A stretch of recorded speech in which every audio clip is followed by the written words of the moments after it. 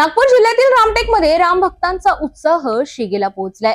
राम जन्मोत्सवासाठी गड मंदिर सज्ज, लाखो भाविकांची अपेक्षा आणि प्रशासनही अलर्ट मोडवर।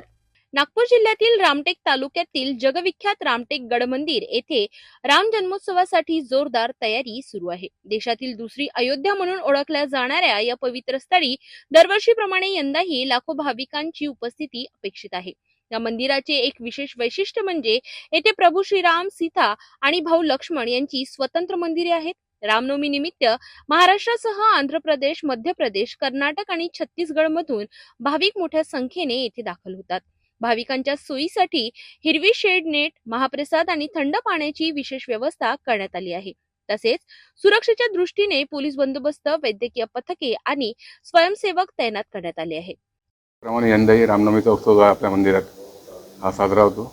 या ठिकाणी रामनवरात्र जे आहे इथे पद्धती पूजा असते। त्या पद्धती पूजेमध्ये 3 तासाचा अवधी लागतो। त्याच्यामध्ये रोज देवाचे नवीन वस्त्र असतात।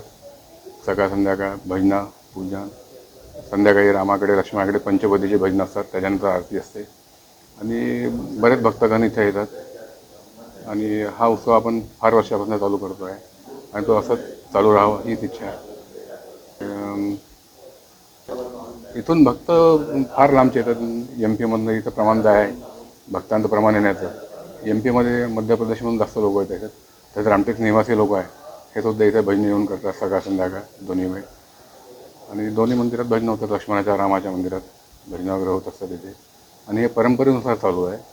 जे रामनवमीचं आहे ते 11 वाजता कीर्तन चालू होतं जन्माचं आणि 12 वाजता समाप्त होतं ते। त्यानंतर गुलाल उधळला जातो।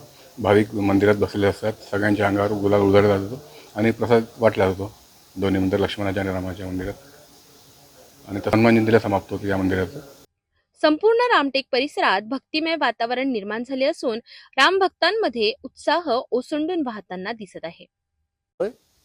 महाराष्ट्रातील दुसरी अयोध्या म्हणजे भारतातील दुसरी अयोध्या म्हणूनच आपलं रामटेक येथे एक स्थान आहे।